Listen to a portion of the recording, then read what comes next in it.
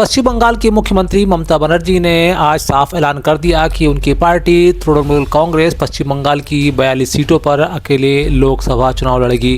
हम कांग्रेस के साथ कोई समझौता नहीं कर रहे हैं। लोकसभा चुनाव के नतीजे आने के बाद गठबंधन के बारे में सोचेंगे। ऐसे में फिलहाल अभी चुनाव हम अकेले अपने दम पर लड़ेंगे। कांग्रेस से हमारा कोई संबंध नहीं है।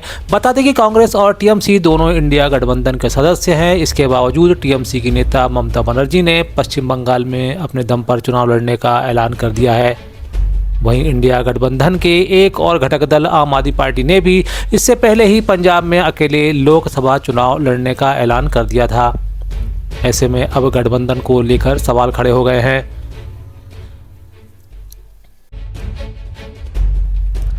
ऐसे में जयराम रमेश ने ममता बनर्जी को विपक्षी गठबंधन का स्तंभ बताया है और उन्होंने कहा है कि कांग्रेस उन्हें मना लेगी।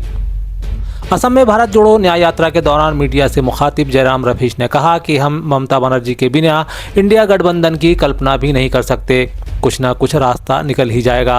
जयराम रमेश ने कहा कि ममता बनर्जी का पूरा बयान है कि हम बीजेपी को हराना चाहते हैं। यह एक लंबा सफर है।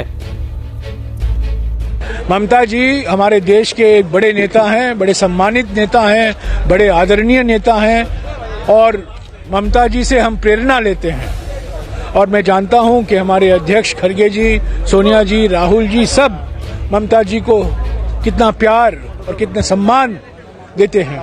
तो मुझे पूरा विश्वास है कि कभी कभी छोटे छोटे मतभेद हो जाते हैं, कुछ स्पीड ब्रेकर आ जाता है लंबा सफर में, पर बातचीत से हम ढूंढ निकालेंगे एक रास्ता। ममता जी ने कहा है कि बीजेपी से लड़ना उनकी प्राथमिकता है, बीजेपी को हराना है और उसी भावना के साथ भारत जोड़ो न्याय यात्रा कल कूच बिहार में प्रवेश करेगा। ओके। वहीं गठबंधन में फूट की खबर को लेकर एनसीपी सांसद सुप्रिया सुले ने कहा कि इंडिया गठबंधन एक ही है और सभी साथ मिलकर लड़ेंगे। उन्होंने कहा कि ममता बनर्जी उनकी दीदी हैं और उन्हें बहुत सम्मान करते हैं। सुले ने कहा गठबंधन को कुछ नहीं होगा, ममता बनर्जी हमारे साथ ही रहेंगी।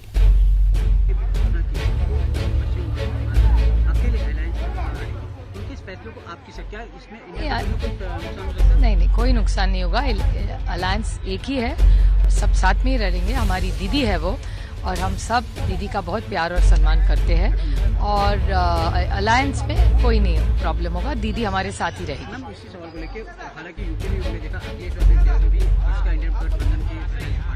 हर राज्य का मॉडल अलग होगा। क्या कहीं ना कहीं टूट फूट नहीं है, सब अच्छा ही होगा। आपकी बात हो भाई, सबसे हम बात कर। वहीं अब कांग्रेस नेता सचिन पायलट का ममता की सराय पर बयान सामने आया है। उन्होंने कहा कि इसको लेकर सब बैठकर बात करेंगे। उन्होंने कहा गठबंधन के भागीदारों के बीच अलग अलग सोच हो सकती है। जिसने जो कुछ भी कहा होगा वैसे सब देखा सुना है, लेकिन मैं ऐसा मानता हूं कि अंत में सब बैठकर बात करेंगे और सारी बातें हल हो जाएंगी। और यह कलह कांग्रेस की नीति और रवैये के खिलाफ है।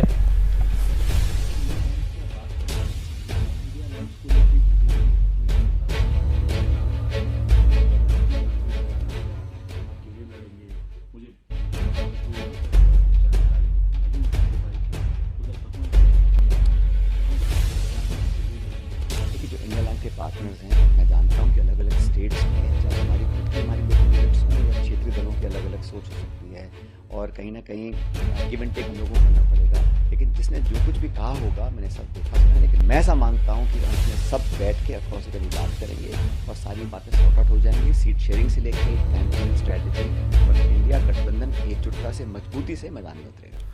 वहीं एक तरफ जहां गठबंधन को बचाए रखने की कवायतें तेज हो रही हैं, वहीं दूसरी ओर भाजपा के नेताओं ने इस पर अपनी प्रतिक्रिया देते हुए अंदर की फूट को उजागर करने का काम शुरू कर दिया है। ऐसे ही एक मामले में भाजपा नेता और कर्नाटक के पूर्व सीएम बीएस बोम्मई ने कहा कि गठबंधन टूट गया है। ममता बनर्जी, नीतीश कुमार और अखिलेश यादव जैसे नेताओं के बिना भारत क्या है।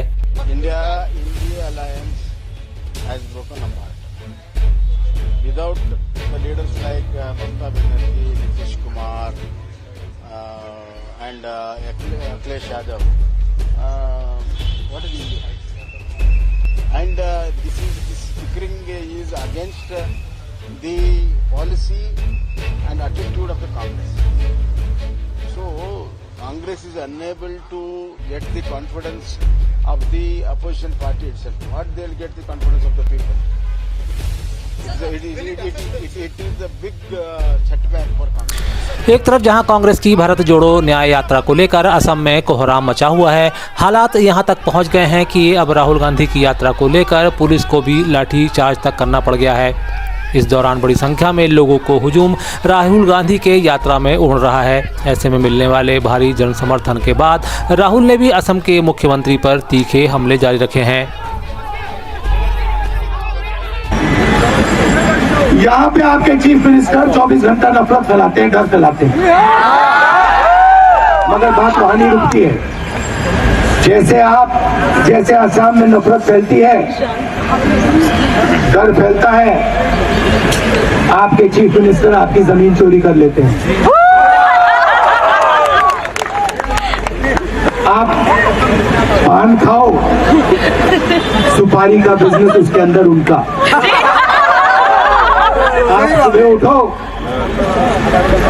वो नफरत फैलाते हैं, और जब आप इधर उधर देखते हो आपके जेब में से खट पैसा निकालते हैं। तो ये इनका काम है, देश का सबसे भ्रष्ट चीफ मिनिस्टर। उधर राहुल गांधी की यात्रा को मिलने वाले भारी जन समर्थन को लेकर भाजपा ने अब इसकी काट शुरू कर दी है। ऐसे में मध्य प्रदेश के पूर्व सीएम और धाकड़ नेता शिवराज सिंह चौहान ने राहुल गांधी पर निशाना साधा है। उन्होंने कहा कि जहां जहां राहुल गांधी जी जाते हैं वहां वहां कांग्रेस साफ हो जाती है। उन्होंने साफ कहा कि अगर मध्य प्रदेश में फिर हार पानी है तो राहुल को यहां भेज दिया जाना चाहिए।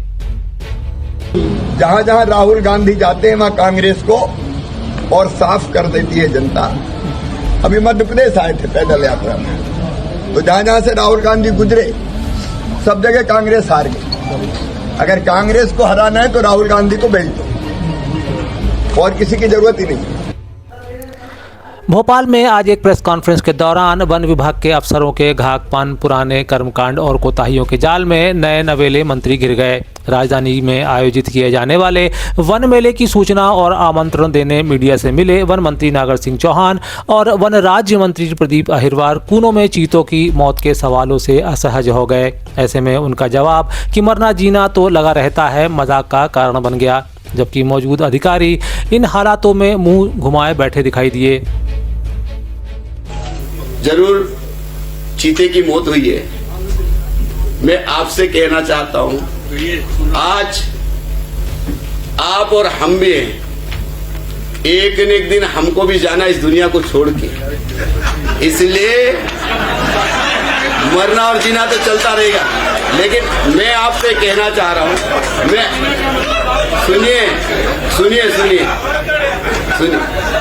ये कहना चाहता हूं, चीता अगर मरा है तो हमने जो चीता मरा है हमने निर्देश दिए हैं कि उसकी मेडिकल जांच होगी, और मेडिकल जांच होने के बाद उसके कारण का पता चलेगा। अगर उसमें कहीं पर भी हमारे अधिकारी की लापरवाही होगी, जांच होने के बाद अगर गलत पाया जाएगा तो उसके खिलाफ हम कार्रवाई करने में भी पीछे नहीं हटेंगे। दिल्ली में बड़े पैमाने पर ईवीएम मशीनों का विरोध भोपाल में भी गरमाने लगा है। इसे लेकर कांग्रेस ने फिर सवाल उठाए हैं। पूर्व मुख्यमंत्री दिग्विजय सिंह ने भोपाल स्थित अपने घर पर बुलाई प्रेस कॉन्फ्रेंस के दौरान गुजरात से आए अतुल पटेल के साथ ईवीएम का डेमो दिया। इस दौरान डेमो मशीन से वीवीपैट या वीवीपैट रसीद पर वोट बदलने का प्रदर्शन भी किया गया। उन्होंने इस मुद्दे पर निर्वाचन आयोग की निष्पक्षता को लेकर भी सवाल उठाए हैं।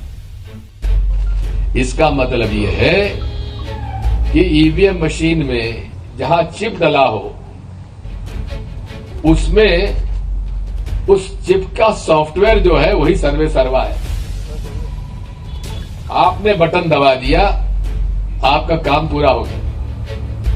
अब वो मैसेज गया वीवीपैट के पास और हमें 7 सेकंड के लिए वो शीशे में दिखता है, और उसके बाद माइक्रो प्रोसेसर से होता हुआ वो प्रिंटर में जाता है, प्रिंटर में जाके प्रिंट होके वो डब्बे में गिर जाता है। अब डब्बे में सील है, हमको ये पता नहीं है कि जो हमने देखा वही प्रिंट हुआ कि नहीं हुआ, ये हमें संदेह है। अब बात आती है कि अगर आपको वीवीपैट स्लिप का ही उपयोग करना था तो उचित ये था कि आप बैलेट यूनिट को डायरेक्टली कंट्रोल यूनिट से कनेक्ट करते, जो ईवीएम पहले था, और वोटर को भरोसा दिलाने के लिए जो वोटर वेरिफाइबल जो ऑडिट ट्रेल है वो कंट्रोल यूनिट से फिर वापस जाना चाहिए था प्रिंटर के पास। उधर दिग्विजय सिंह के इस प्रदर्शन के बाद पूर्व सीएम कमलनाथ ने भी ट्वीट के माध्यम से अपनी प्रतिक्रिया दी है। इसमें उन्होंने लिखा कि इसका अर्थ है कि जो वोट भारत का नागरिक डाल रहा है उसमें भी छेड़छाड़ की संभावना से इनकार नहीं किया जा सकता। प्रदेश विधानसभा में नेता प्रतिपक्ष और कांग्रेस नेता उमंग सिंघार ने पूर्व सीएम शिवराज सिंह चौहान को आवंटित घर की मांग की है। उन्होंने मुख्यमंत्री डॉक्टर मोहन यादव को पत्र लिखा है। इसमें उन्होंने पूर्व सीएम शिवराज सिंह चौहान को आवंटित B9 बंगले की मांग की है। नेता प्रतिपक्ष उमंग सिंघार ने कहा कि उक्त बंगला स्वर्गीय जमुना देवी जी के नाम से रहा है। वो मध्य प्रदेश की उप मुख्यमंत्री और नेता प्रतिपक्ष भी रही हैं। मेरा भी उस बंगले पर बचपन बीता है। उस बंगले से स्वर्गीय जमुना देवी ने आम व्यक्ति और सभी समाज के लोगों की सेवा की है और उससे मेरा भावनात्मक जुड़ाव भी है। बंगला स्वर्गीय नंद कुमार चौहान के समय से खाली है। उन्होंने कहा कि इसलिए मैंने मुख्यमंत्री मोहन यादव से अनुरोध किया है। चूंकि B9 स्वर्गीय जमुना देवी जी उनके नाम से थी, वहां पे रही है, उप मुख्यमंत्री भी रही, नेता प्रतिपक्ष ने, मेरा भी काफी समय बीता, उस बचपन बीता, और जमुना देवी जी ने उस बंगले के वहां से पूरे प्रदेश के एक आम व्यक्ति, गरीब हो चाहे सभी समाज के लोगों की सेवा की है। तो एक भावनात्मक जुड़ाव है। अब चूंकि काफी समय से खाली है नंद कुमार सिंह चौहान जी के समय से, तो अब इसलिए मैंने अनुरोध किया है कि एक संवेदनशील मुख्यमंत्री है तो भावनाओं को देखते हुए विचार करेंगे।